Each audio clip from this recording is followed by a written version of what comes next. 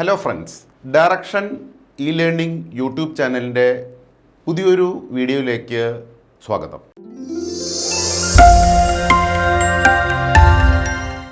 Today we are discussing about the ongoing ministerial conference of World Trade Organization, ലോക വ്യാപാര സംഘടന. ഈ ചർച്ചകളുടെ പ്രസക്തിയിലേക്ക് പോകുന്നതിന് മുൻപ് എന്താണ് ലോക വ്യാപാര സംഘടന WTO, അതിൻ്റെ ചരിത്രം, നാൾവഴികൾ എന്നുള്ളത് ചെറിയ രീതിയിൽ ഇവിടെ ഞാൻ എക്സ്പ്ലെയിൻ ചെയ്യാൻ ഉദ്ദേശിക്കുകയാണ്. ഇത് തികച്ചും അക്കാഡമിക് ആയിട്ടുള്ള ഒരു പെർസ്പെക്റ്റീവിലാണ് ഞാനിതിനെ അപ്രോച്ച് ചെയ്യുന്നത്. WTO എന്ന് പറയുന്ന സംഘടനയുടെ തുടക്കം എന്ന് പറയുന്നത്, അല്ലെങ്കിൽ അതിൻ്റെ വിത്തുകൾ പാകിയിട്ടുള്ളത് രണ്ടാം ലോക മഹായുദ്ധത്തിന് ശേഷം ഗാട്ട് എന്ന് പറയുന്ന general agreement on tariff and trade എന്ന് പറയുന്ന ഒരു പ്ലാറ്റ്ഫോമിൽ നിന്നാണ്. അതായത് രണ്ടാം ലോക മഹായുദ്ധത്തിന് ശേഷം സമ്പൂർണ്ണമായി തകർന്നിട്ടുള്ള യൂറോപ്പിൻ്റെ reconstruction, global reconstruction, priority for poverty eradication, rehabilitation, resettlement and the most important point development. Okay, ഇതായിരുന്നു ആ ഗാട്ടിൻ്റെ ഏറ്റവും പ്രധാനപ്പെട്ട ലക്ഷ്യങ്ങൾ എന്ന് പറയുന്നത്.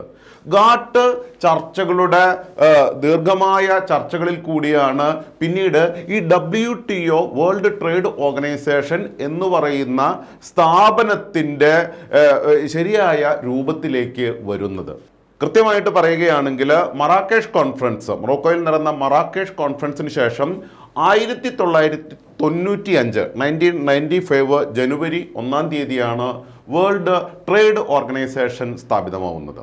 അപ്പോൾ ഇവിടെ ഏറ്റവും പ്രത്യേകമായിട്ട് ശ്രദ്ധിക്കേണ്ട ഒരു പോയിന്റ് എന്ന് പറയുന്നത് the most important goal and objective of world trade organisation എന്താണ് എന്നുള്ളതാണ്. എന്താണ് ലോക വ്യാപാര സംഘടനയുടെ ഏറ്റവും വലിയ ലക്ഷ്യം എന്ന് പറയുന്നത്? അത് വളരെ സിമ്പിളാണ്. Ensure free trade, free flow of goods and services, market access and dismantle trade barriers around the world. അപ്പോൾ dismantle trade barriers around the world എന്ന് നമ്മൾ പറയുമ്പോൾ സ്വതന്ത്ര വ്യാപാരത്തിന് പ്രതികൂലമായി നിൽക്കുന്ന എല്ലാതിനെയും ഇല്ലാതാക്കുക അല്ലെങ്കിൽ ചുരുക്കിക്കൊണ്ടുവരിക എന്നുള്ളതാണ് അതിൻ്റെ ശരിയായ കാര്യം.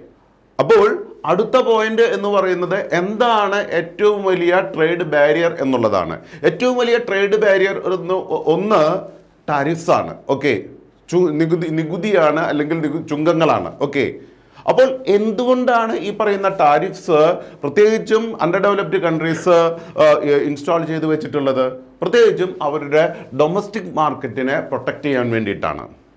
ഇവിടെ നമ്മൾ ശ്രദ്ധിക്കേണ്ട ഒരു കാര്യം എന്ന് പറയുന്നത് the production process, the manufacturing process, the technology used by the developed countries, especially the north developed countries, അത് വളരെ സുപ്പീരിയർ ആണ്.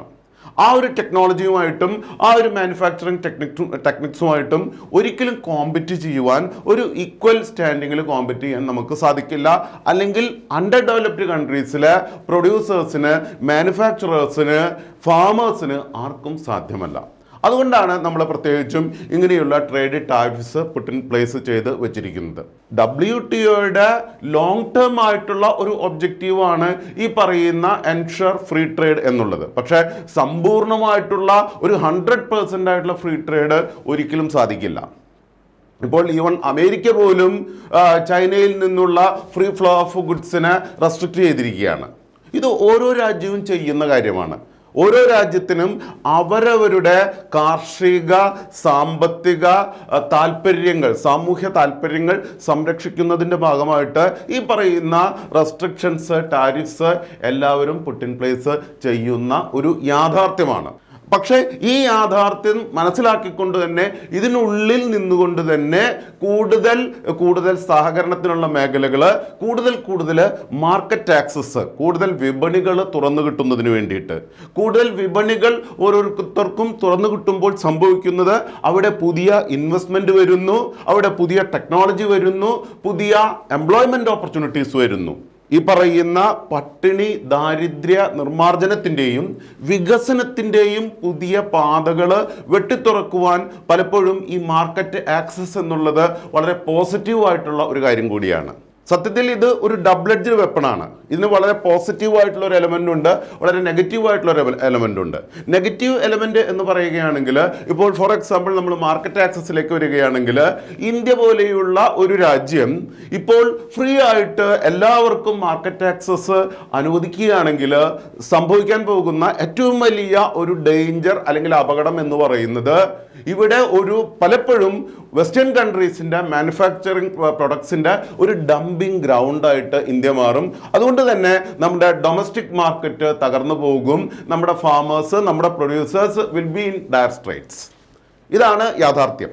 അപ്പോൾ തിരിച്ച് ഇപ്പോൾ ഈ നടന്നുകൊണ്ടിരിക്കുന്ന, നാളെ ഈ മീറ്റിംഗ് അവസാനിക്കുകയാണ്. അപ്പോൾ ഇതിലെ പ്രാഥമികമായിട്ട് ഇതിൻ്റെ ഓർഗനൈസേഷൻ സെറ്റപ്പിനെ കുറിച്ച് കൂടി ഞാനിവിടെ ഒന്ന് പറയാൻ ആഗ്രഹിക്കുകയാണ്.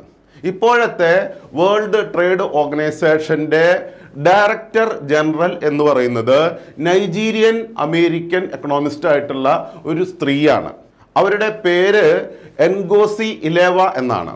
എൻഗോസി ഇലേവ ആദ്യമായിട്ടാണ് ഒരു African American WTO director general ആവുന്നത്. WTOയുടെ ഇപ്പോഴത്തെ മെമ്പർഷിപ്പ് എന്ന് പറയുന്നത് 164 രാജ്യങ്ങളാണ്. ഇത് അക്കാഡമിക്കായിട്ട് എക്സാമിനേഷൻ പോയിന്റ് ഓഫ് വ്യൂവിൽ വളരെ ശ്രദ്ധിക്കേണ്ട ഒരു പോയിന്റാണ്. ഇപ്പോൾ നടന്നുകൊണ്ടിരിക്കുന്നത് മിനിസ്റ്റീരിയൽ കോൺഫറൻസ് ആണ്. അപ്പോൾ മിനിസ്റ്റീരിയൽ കോൺഫറൻസ് എന്നുള്ളതാണ് apex decision making body of WTO. നിങ്ങളോട് ഏതെങ്കിലും ഇൻ്റർവ്യൂവിലോ കോമ്പറ്റേറ്റീവ് എക്സാമിനേഷൻസിലോ ഒക്കെ ചോദിക്കുകയാണെങ്കിൽ വളരെ സിമ്പിൾ ആൻഡ് സ്ട്രെയിറ്റ് ആയിട്ടുള്ള ഒരു ക്വസ്റ്റ്യൻ ആൻഡ് ആൻസർ ആണ് ഞാനിപ്പോൾ പറയുന്നത്. The apex body, the apex decision making body, the highest decision making body of WTO, that is ministerial conference. ഈ മിനിസ്റ്റീരിയൽ കോൺഫറൻസിലാണ് പ്രധാനപ്പെട്ട തീരുമാനങ്ങൾ എടുക്കപ്പെടുന്നത്. അപ്പോൾ ഇപ്പോൾ നടക്കുന്നത് 12ാമത്തെ മിനിസ്റ്റീരിയൽ കോൺഫറൻസ് ആണ്. 12th WTO മിനിസ്റ്റീരിയൽ കോൺഫറൻസ് ആണ് ഇപ്പോൾ ജനീവയിൽ വെച്ച് നടത്തപ്പെടുന്നത്. ഇവിടെ മറ്റൊരു കാര്യം നമ്മൾ ശ്രദ്ധിക്കേണ്ടത്, കുറച്ച് വർഷങ്ങളായിട്ട് ലോക വ്യാപാര സംഘടനയുടെ പ്രവർത്തനങ്ങൾ വളരെ മന്ദഗതിയിലാണ് മുന്നോട്ട് പോയിക്കൊണ്ടിരിക്കുന്നത്. അതിന് പ്രധാനപ്പെട്ട കാരണം എന്ന് പറയുന്നത്, നമുക്കെല്ലാം അറിയാവുന്നതുപോലെ കോവിഡ് റെസ്ട്രിക്ഷൻസിൻ്റെ, ട്രാവൽ റെസ്ട്രിക്ഷൻസിൻ്റെ, ലോക്ക്ഡൗൺസിൻ്റെ ഈ പ്രശ്നങ്ങളായിരുന്നു. സാധാരണ രീതിയിൽ 2 വർഷത്തിലൊരിക്കലാണ് WTO മിനിസ്റ്റീരിയൽ കോൺഫറൻസ് നടക്കുന്നത്. പക്ഷേ ഇപ്പോൾ മിനിസ്റ്റീരിയൽ കോൺഫറൻസ് നടന്നിട്ട് ഏതാണ്ട് 5 വർഷങ്ങൾ കഴിഞ്ഞിരിക്കുന്നു. 11ാമത്തെ, അതായത് അവസാനത്തെ WTO മിനിസ്റ്റീരിയൽ കോൺഫറൻസ് നടന്നത് 2017 2017 അർജന്റീനയുടെ തലസ്ഥാനമായിട്ടുള്ള ബ്യൂണസ് അയേഴ്സിൽ വെച്ചിട്ടായിരുന്നു. അപ്പോൾ 5 വർഷത്തിന് ഇപ്പുറമാണ് ഇപ്പോൾ WTOയുടെ മിനിസ്റ്റീരിയൽ കോൺഫറൻസ് ഏറ്റവും പ്രധാനപ്പെട്ട ഡിസിഷൻ മേക്കിംഗ് പ്രോസസ്സിൻ്റെ ഭാഗമായിട്ടുള്ള ലോക വ്യാപാര ചർച്ചകൾ നടക്കുന്നത്. അടുത്തതായിട്ട് ഞാൻ നിങ്ങളുടെ ശ്രദ്ധയിലേക്ക് കൊണ്ടുവരുന്നത്, അവികസിത രാജ്യങ്ങളുടെ, പ്രത്യേകിച്ചും ഇന്ത്യയുടെ പൊസിഷൻ അല്ലെങ്കിൽ പ്രധാനപ്പെട്ട ഈ ചർച്ചകളിൽ ചർച്ച ചെയ്യപ്പെടുന്ന വിഷയങ്ങളെക്കുറിച്ചാണ്. അപ്പോൾ വിഷയങ്ങളിലേക്ക് വരുമ്പോൾ ആദ്യമായിട്ട് പറയട്ടെ, ഇന്ത്യയെ റെപ്രസെൻ്റ് ചെയ്യുന്നത് നമ്മളുടെ ഇൻഡസ്ട്രി ആൻഡ് കൊമേഴ്സ് മിനിസ്റ്റർ ആയിട്ടുള്ള പീയൂഷ് ഗോയലാണ് ഇന്ത്യയെ ഈ ചർച്ചകളിൽ ജനീവയിൽ റെപ്രസെൻ്റ് ചെയ്യുന്നത്. ഇപ്പോൾ ഏറ്റവും പ്രധാനപ്പെട്ട ഇന്ത്യയുടെ ഒരു പോയിന്റ് എന്ന് പറയുന്നത് public stock holding of grains. Okay, ധാന്യങ്ങളുടെ പബ്ലിക് സ്റ്റോക്ക് ഹോൾഡിംഗ്. ഇതിൽ ഇന്ത്യ യാതൊരു തരത്തിലുള്ള കോംപ്രമൈസിനും തയ്യാറല്ല. കാരണം പ്രത്യേകിച്ചും നമുക്കറിയാം, ലോകം കടന്നു പോകുന്നത്, ഇന്ത്യ കടന്നു പോകുന്നത് വളരെ സങ്കീർണമായ പ്രശ്നങ്ങളിൽ കൂടിയിട്ടാണ്. പ്രത്യേകിച്ച് നമ്മളുടെ പാൻഡമിക് അവസാനിച്ച് കഴിഞ്ഞപ്പോഴേക്കും ഇപ്പോൾ റഷ്യ ഉക്രൈൻ യുദ്ധം, അതിനെ തുടർന്നിട്ടുണ്ടായിട്ടുള്ള എക്കണോമിക് ആയിട്ടുള്ള ക്രൈസിസ്, സാമ്പത്തിക crisis, inflation, crude oil price rise, അങ്ങനെയുള്ള അനവധി പ്രശ്നങ്ങൾ. അതുകൊണ്ട് തന്നെ ഈ public stock holding of grains എന്ന് പറയുന്നതിൽ ഒരു തരത്തിലുള്ള കോംപ്രമൈസിനും ഇന്ത്യ തയ്യാറല്ല. ഇവിടെ മറ്റൊരു പ്രധാനപ്പെട്ട കാര്യം കൂടി നമ്മൾ ശ്രദ്ധിക്കേണ്ടതുണ്ട്. WTOയുടെ അഗ്രിമെൻ്റ് ഓൺ അഗ്രികൾച്ചർ AOA പ്രകാരം നമ്മളുടെ MSP എന്ന് പറയുന്നത്, മിനിമം സപ്പോർട്ട് പ്രൈസ് എന്ന് പറയുന്നത് സത്യത്തിൽ മാർക്കറ്റ് പ്രൈസിനേക്കാൾ മുകളിലാണ്. ഇത് WTO നോമിന് എതിരാണ്. പക്ഷേ ഇന്ത്യ പറയുന്നത് actually we have to prioritise. Okay, we have to protect our interests, we have to protect our farmers, we have to protect our vulnerable people, especially in these troubled times. അത് India വളരെ വ്യക്തമായിട്ട് പറഞ്ഞു കഴിഞ്ഞിട്ടുണ്ട്. അടുത്ത ഒരു പ്രധാനപ്പെട്ട point വരുന്നത് ഇന്ത്യക്ക് മാത്രമല്ല മറ്റ് ഡെവലപ്പിംഗ് കൺട്രീസിനും കൂടിയിട്ട് ഏറ്റവും പ്രധാനപ്പെട്ട ഒരു പോയിന്റ് ആയിട്ടുള്ള ഫിഷിംഗ് സബ്സിഡീസ് ആണ്, മത്സ്യബന്ധന സബ്സിഡീസ്. അപ്പോൾ ഈ ഫിഷിംഗ് സബ്സിഡീസിനെ കുറിച്ച് പറയുകയാണെങ്കിൽ ഇത് കുറച്ച് നാളുകളായിട്ടുള്ള ഒരു ചർച്ചയാണ് ഫിഷിംഗ് സബ്സിഡീസ്. അപ്പോൾ ഇന്ത്യ ഫിഷിംഗ് സബ്സിഡീസ് നിർത്തലാക്കണം, അല്ലെങ്കിൽ ഡെവലപ്പിംഗ് കൺട്രീസ് ഇത് സ്റ്റോപ്പ് ചെയ്യണം എന്നുള്ളതാണ് ഡെവലപ്ഡ് കൺട്രീസ് നമ്മളോട് പറയുന്നത്. അപ്പോൾ ഇവിടെ ഏറ്റവും കോൺട്രഡിക്ടറി ആയിട്ടുള്ള ഒരു കാര്യം എന്ന് പറയുന്നത് ഏതാണ്ട് $34 ബില്യൺ ഫിഷിംഗ് സബ്സിഡീസ് ആണ് ഒരു വർഷം നൽകപ്പെടുന്നത്. ഇതിൽ ബഹുഭൂരിപക്ഷവും നൽകുന്നത് വികസിത രാജ്യങ്ങളാണ്. അപ്പോൾ ഇന്ത്യയുടെ മറ്റൊരു ഡിമാൻഡ് എന്ന് പറയുന്നത് developing countries should stop providing subsidies, that is trade distorting subsidies to their rich farmers, rich fishermen. അവരുടെ ഓൾറെഡി സമ്പന്നരായിട്ടുള്ള കർഷകർക്ക്, ഫിഷർമാന്, പ്രൊഡ്യൂസേഴ്സിന് അവർക്ക് വേണ്ടിയിട്ട് വീണ്ടും സബ്സിഡി സമ്പന്ന രാജ്യങ്ങൾ കൊടുക്കുമ്പോൾ അവിടെ സംഭവിക്കുന്നത് that is distortion of trade. അതായത് ട്രേഡിൻ്റെ ഒരു ജനാധിപത്യ സ്വഭാവം അട്ടിമറിക്കപ്പെടുന്നു. ഇത് ഇന്ത്യ കൃത്യമായിട്ട് എതിർക്കുന്നു. അപ്പോൾ ഈ ഫിഷിംഗ് സബ്സിഡീസിനെ കുറിച്ചുള്ള ചർച്ചകൾ കഴിഞ്ഞ ദിവസം നടന്നപ്പോൾ അവിടെ ഇന്ത്യ ബേസിക്കലി ഒരു ടൈം ഫ്രെയിം വെച്ചു. ഇന്ത്യ വെച്ച ഒരു കാലക്രമം എന്ന് പറയുന്നത് 25 വർഷമാണ്. അതായത് ഈ ഫിഷിംഗ് സബ്സിഡീസിൻ്റെ കംപ്ലീറ്റ് WTO നോംസ് നമുക്ക് മീറ്റ് ചെയ്യാൻ വേണ്ട ഒരു കാലാവധി എന്ന് പറഞ്ഞിട്ട് ഗവൺമെൻറ് ഓഫ് ഇന്ത്യ പ്രപ്പോസ് ചെയ്തത് 25 വർഷങ്ങളാണ്. പക്ഷെ അത് 7 വർഷമായിട്ട് കട്ട് ഷോട്ട് ചെയ്യപ്പെട്ടു. 7 വർഷമായിട്ട് ഈ 25 വർഷം എന്ന് പറയുന്ന പ്രപ്പോസല് 7 വർഷം എന്ന് പറയുന്ന ഒരു പ്രപ്പോസലായിട്ട് ചുരുക്കപ്പെട്ടു. അതുപോലെ തന്നെ മറ്റൊരു പ്രധാനപ്പെട്ട ഒരു പോയിന്റ് എന്ന് പറയുന്നത് ഡെവലപ്പിംഗ് കൺട്രീസ്, പ്രത്യേകിച്ചും Scandinavian countries, United States, European countries തുടങ്ങിയ രാജ്യങ്ങൾ അവരുടെ ഫിഷർമെന് നൽകുന്ന നോൺ സ്പെസിഫിക് ഫ്യൂവൽ സബ്സിഡീസ് എടുത്തു കളയണം എന്നുള്ളത്. ഇത് റിജക്റ്റ് ചെയ്തു. അപ്പോൾ എന്താണ് ഈ നോൺ സ്പെസിഫിക് ഫ്യൂവൽ സബ്സിഡീസ് എന്ന് പറയുന്നത്? ഈ നോൺ സ്പെസിഫിക് ഫ്യൂവൽ സബ്സിഡീസ് വെച്ചിട്ടാണ് പലപ്പോഴും ബില്യൺസ് ഓഫ് ഡോളേഴ്സിൻ്റെ ഫിഷിങ് ഈ പറയുന്ന യൂറോപ്യൻ കൺട്രീസ് നടത്തുന്നത്. അപ്പോൾ ഈ 2 പ്രപ്പോസൽസും ഇന്ത്യയുടെ ലക്ഷ്യങ്ങളിലേക്ക് എത്തിയിട്ടില്ല എന്നുള്ളത് ഒരു യാഥാർത്ഥ്യമാണ്. അടുത്ത ഒരു പോയിന്റ് എന്ന് പറയുന്നത് ഈ പറയുന്ന ചർച്ചകളിൽ, ഈ പറയുന്ന വ്യാപാര ചർച്ചകളിൽ ഈ നോൺ ട്രേഡ് റിലേറ്റഡ് ഇഷ്യൂസ് കൊണ്ടുവരുന്നതിനെ ഇന്ത്യ ശക്തമായിട്ട് എതിർക്കുകയാണ്. അപ്പോൾ എന്താണ് ഈ നോൺ ട്രേഡ് റിലേറ്റഡ്? അപ്പം നോൺ ട്രേഡ് റിലേറ്റഡ് എന്ന് പറയുമ്പോൾ ലോക വ്യാപാര സംഘടന എന്നുള്ള പേരിൽ തന്നെ അത് വളരെ വ്യക്തമാണ്. ഇത് ബേസിക്കലി വ്യാപാരത്തിനെ കുറിച്ചിട്ടുള്ളതാണ്, ട്രേഡിനെ കുറിച്ചിട്ടുള്ളതാണ്, കൊമേഴ്സിനെ കുറിച്ചിട്ടുള്ളതാണ്. ഇവിടെ മറ്റ് കൺസിഡറേഷൻസ് കൊണ്ടുവരുന്നതിന്, മറ്റ് ഇഷ്യൂസ് ഇതിൽ കൊണ്ടുവരുന്നതിന് ഇന്ത്യ ശക്തമായി എതിർക്കുന്നു. ഇന്ത്യ മാത്രമല്ല, മറ്റ് ആഫ്രിക്കൻ, കരീബിയൻ രാഷ്ട്രങ്ങളും ഇതിനെ എതിർക്കുന്നു. ഇവിടെ നമ്മൾ ശ്രദ്ധിക്കേണ്ട ഒരു കാര്യം environment issues, labour standards, gender, ഇങ്ങനെയുള്ള ഗവർണൻസ്, ട്രാൻസ്പാരൻസി, ഇങ്ങനെയുള്ള ചില വിഷയങ്ങൾ കൂടി ഈ ലോക വ്യാപാര ചർച്ചകളിൽ കൊണ്ടുവരുവാൻ വർഷങ്ങളായിട്ട് അമേരിക്ക അടക്കമുള്ള രാഷ്ട്രങ്ങൾ ശ്രമിക്കുന്നുണ്ട്. ഈ ഒരു കാര്യത്തിന് ഇന്ത്യ ശക്തമായിട്ട് എതിർക്കുകയാണ്. അതായത് വ്യാപാരത്തിന് പുറത്തുള്ള മറ്റു വിഷയങ്ങൾ ഈ ചർച്ചകളിലേക്ക് കൊണ്ടുവരുന്നതിനെ ഇന്ത്യ എതിർക്കുന്നു.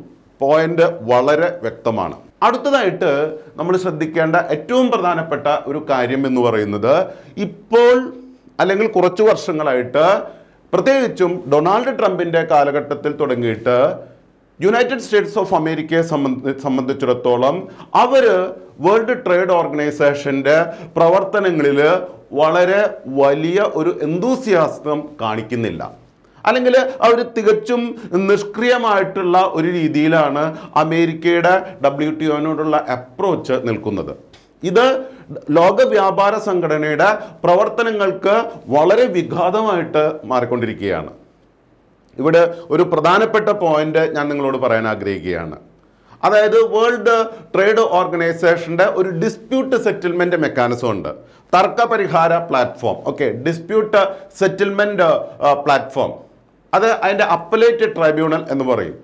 അപ്പോൾ ഇതിൻ്റെ ഈ അപ്പലേറ്റ് ട്രൈബ്യൂണൽസിലേക്ക് ജഡ്ജിമാരെ നിയമിക്കണം.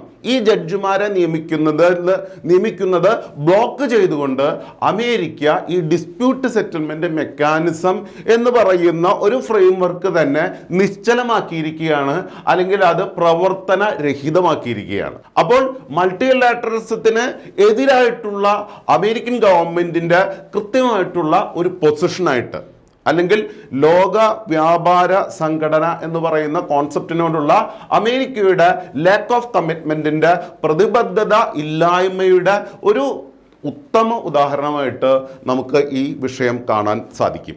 അവസാനമായിട്ട് ഒരു പ്രധാന കാര്യം കൂടി ഈ ചർച്ചകളിൽ ഉരുത്തിരിഞ്ഞു വരുന്നുണ്ട്. 2022 നമ്മുടെ മിനിസ്റ്റർ പീയൂഷ് ഗോയൽ പറഞ്ഞതുപോലെ നമ്മുടെ അവികസിത രാജ്യങ്ങൾ, ഇന്ത്യ അടക്കമുള്ള അവികസിത ആഫ്രിക്കൻ രാജ്യങ്ങളുടെ ഇപ്പോഴത്തെ ഏറ്റവും വലിയ മറ്റൊരു ഡിമാൻഡ് WTOന്റെ മുന്നിൽ വെക്കുന്നത് IPR waiver for Covid vaccines, intellectual property right TRIPS waiver, special waiver, അതായത് ഈ പറയുന്ന IP നിയമങ്ങളിൽ നിന്നും കോവിഡ് വാക്സിൻസിനെ ഒഴിവാക്കണം എന്നുള്ളതാണ്. ഇത് വളരെ പ്രസക്തമായിട്ടുള്ളൊരു കാര്യമാണ്. ഒരു ലേറ്റസ്റ്റ് ഡാറ്റ നമ്മൾ പരിശോധിക്കുകയാണെങ്കിൽ മാർച്ച് 2022 വരെയുള്ള കാലഘട്ടത്തിൽ നമ്മൾ നോക്കുകയാണെങ്കിൽ ആഫ്രിക്കൻ കൺട്രീസിൽ ഫുള്ളി വാക്സിനേറ്റഡ് ആയിട്ടുള്ള, അതായത് കോവിഡിനെതിരെ ഫുള്ളി വാക്സിനേറ്റഡ് ആയിട്ടുള്ള ജനസംഖ്യ എന്ന് പറയുന്നത് വെറും 12%. അപ്പോൾ ഇതിൽ ഒരു വാക്സിൻ ഇംബാലൻസ്, അതായത് ഡെവലപ്ഡ് കൺട്രീസും നോർത്തും സൗത്തും തമ്മിലുള്ള ഒരു വളരെ പ്രകടമായ ഇംബാലൻസ് ഇവിടെ വളരെ വ്യക്തമാണ്. അപ്പോൾ ഇവിടെ മനുഷ്യാവകാശ പ്രശ്നങ്ങളുണ്ട്, ഹെൽത്ത് റിലേറ്റഡ് ആയിട്ടുള്ള ഡെമോക്രാറ്റിക് ഡിസ്കോഴ്സിൻ്റെ പ്രശ്നങ്ങളുണ്ട്. അതുകൊണ്ട് തന്നെ ഇന്ത്യ അടക്കമുള്ള അവികസിത രാജ്യങ്ങൾ അല്ലെങ്കിൽ ഡെവലപ്പിംഗ് കൺട്രീസ് ഈ പറയുന്ന കോവിഡ് വാക്സിൻസിന് ഒരു സ്പെഷ്യൽ വേവർ WTO നൽകണം എന്ന് ശക്തമായിട്ട് ആവശ്യപ്പെടുകയാണ്. അപ്പോൾ ഇതൊക്കെയാണ് ഈ ദിവസങ്ങളിൽ, നാളെ ചർച്ച അവസാനിക്കുകയാണ്, ഈ ദിവസങ്ങളിൽ നടത്തപ്പെടുന്ന ഏറ്റവും പ്രധാനപ്പെട്ട ഡിബേറ്റ്സ് ആൻഡ് ഡിസ്കഷൻസ് എന്നുള്ളത്. അപ്പോൾ ഇതിൽ എത്രത്തോളം അവികസിത രാജ്യങ്ങൾക്ക് ഇന്ത്യ അടക്കമുള്ള ഡെവലപ്പിംഗ് കൺട്രീസിൻ്റെ ഒബ്ജക്റ്റീവ് അല്ലെങ്കിൽ അവരുടെ നിലപാടുകൾ, അവരുടെ താല്പര്യങ്ങൾ സംരക്ഷിക്കപ്പെടും എന്നുള്ളത് നമുക്ക് കാത്തിരുന്ന് കാണാം. എന്തായാലും വളരെ ജനാധിപത്യപരമായിട്ടുള്ള രീതിയിലുള്ള ഒരു ഡിസ്കോഴ്സിൽ കൂടി, ഒരു പ്രവർത്തന ശൈലിയിൽ കൂടി മാത്രമേ ലോക വ്യാപാര സംഘടനയ്ക്ക് കൂടുതൽ ഊർജ്ജസ്വലമായിട്ട് ഭാവിയിൽ പ്രവർത്തിക്കുവാൻ സാധിക്കൂ എന്നുള്ളത് വളരെ വ്യക്തമാണ്. Thank you. ഇങ്ങനെയുള്ള ഞങ്ങളുടെ വീഡിയോസ് കാണുന്നതിന് വേണ്ടിയിട്ട് ഞങ്ങളുടെ ചാനൽ ലൈക്ക് ചെയ്യുക, ഷെയർ ചെയ്യുക, സബ്സ്ക്രൈബ് ചെയ്യുക.